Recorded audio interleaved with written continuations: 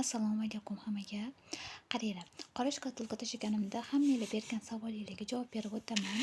Munchog'im 08 munchoqdan to'qiganman. Mana 08 ga 06 leskadan foydalandim. Leskam 06 va kattaligi, uzunligi qancha bo'ladi degan savollarga javob beraman. Qaranglar, men hozir ichki tarafini to'qib oldim. Ichki tarafiga eniga 9 ta qildim, uzunligiga 14 ta qildim. Bu ichki tarafi. Bundan tashqari yana bir qator aylantirib tepaga ko'taraman. Shkatulkamizni chetlari 2 qavatli bo'ladi, bir qavatli bo'lmaydi. O'zini formasini zo'r ushlab beradi. Keyin to'qiyotganimda qattim chiqadimi degan savollarga mana qaranglar. Ko'targanda mana o'zini formasini bemalol ushlab beryapti. Buni ham hamma har xil o'rgatadi. Buni ham unaqa muhim siri yo'q, lekin hamma narsaga mehr bersa, albatta o'xshaydi.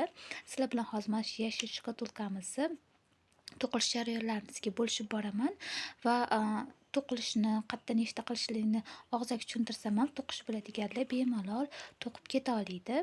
Bizga kerak bo'ladi 08 munchoq va 06 leska kerak bo'ladi va eniga 9 ta, uzunligiga 14 qator to'qib olamiz. Keyin chetiga yana bir qator aylantiramiz. Bu qayilishimiz hisobiga.